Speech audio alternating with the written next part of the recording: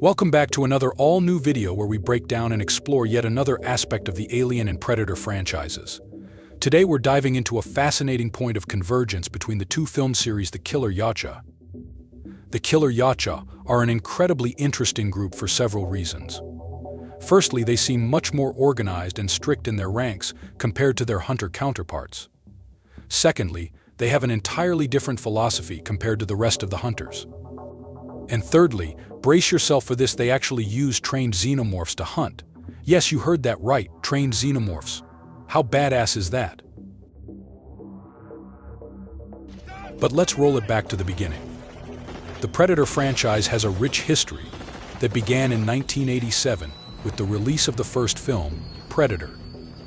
Directed by John McTiernan and starring Arnold Schwarzenegger, the movie introduced audiences to the Yautja, a race of extraterrestrial hunters with advanced technology and a penchant for hunting worthy prey. Initially, the Yautja were depicted as antagonistic, menacing, and remorseless hunters. They were shown as ruthless killers, taking down elite soldiers in the jungle with ease. However, as the franchise expanded, so did the lore of the Yautja. In subsequent films, comics, and novels, more details were added to their story, painting them in a more complex light.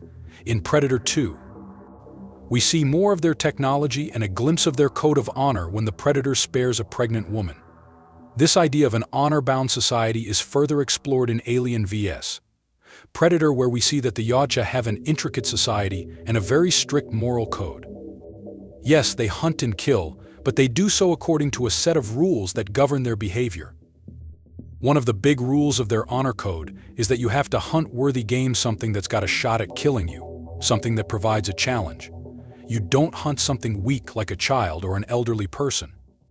You don't hunt something that's going to affect other lives, and you never, ever hunt or kill one of your own. Any Yautja that breaks this code is considered bad blood. Basically taboo outcasts that can be killed on sight by other predators, whether their violation of the code was intentional or not. But usually these bad blood predators are just individuals. That's not the case with the killers. They are an entire clan of bad bloods, and for a very big reason. The killers do not adhere to the honor code.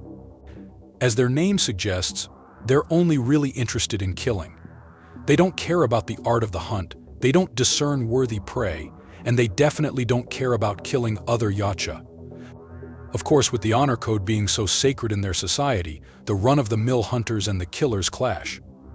This conflict left many thinking that the Bad Blood clan had been completely wiped out. But in fact, they survived. They escaped to the stars and took their raiding elsewhere, to other worlds, killing indiscriminately and wiping out entire colonies they came across. As far as equipment goes, the killers make use of many of the same tools as their hunter counterparts. The Yautja are known for their advanced technology. They use a variety of weapons and tools, including the iconic plasma caster, a shoulder-mounted energy weapon that can lock onto targets and fire highly destructive plasma bolts.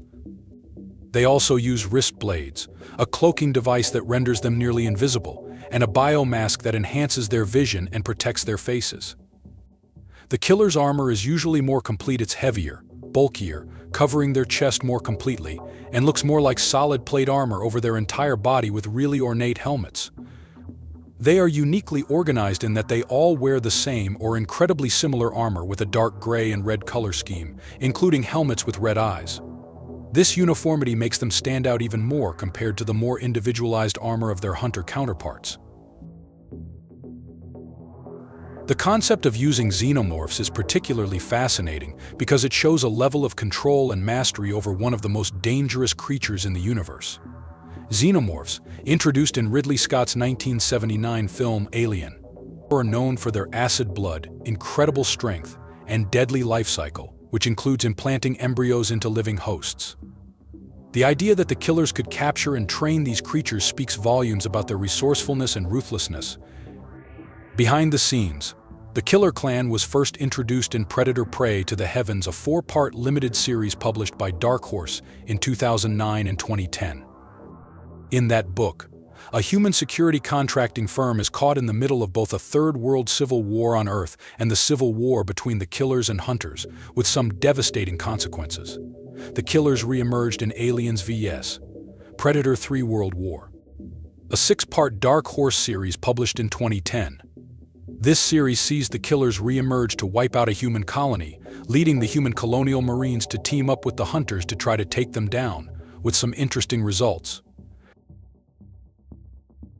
The stories in these comics are intense and add a lot of depth to the Predator universe. In Predator: Prey to the Heavens, the killers are shown to be even more brutal and efficient than their hunter counterparts. They engage in large-scale battles and show no mercy, whether they are fighting humans or other yacha. The storyline in Aliens vs. Predator 3 World War takes this a step further by introducing the concept of a larger conflict involving multiple species and factions. The colonial marines, known for their role in the Aliens franchise, bring their own technology and tactics to the fight, resulting in some epic confrontations. Believe it or not, that's the extent of the killers we've actually seen. Although with Shane Black talking about the different clans and factions of the Predators on the Yautja homeworld at SDCC, who knows? There might be a chance that we'll see the Killer Yautja in action in a future film. Personally, I would love that, because this is just an incredibly interesting aspect of the Predator lore. It would be fascinating to see how filmmakers bring this concept to life on the big screen, exploring the dynamics between different Yautja clans and the implications of their internal conflicts. Of course, in the original films, the Predators were just these antagonistic aliens. It wasn't until future films that we got to know them as basically ritualistic, honor code-bound hunters. But they're still like a nomadic rival society at the same time as being this super advanced race of predators. It's really interesting to have this group that's more organized, more stratified, but completely malicious in their goals, execution, and aims. It's kind of an interesting conflict because it's weirdly more human than the other Yautja in a lot of ways. So, what are your thoughts on the Killer Yautja? Are you as intrigued as I am by the potential of seeing them in future Predator or Alien vs. Predator films? The idea of a faction so radically different from the honor-bound hunters we've come to know adds a whole new layer of complexity to the Predator universe.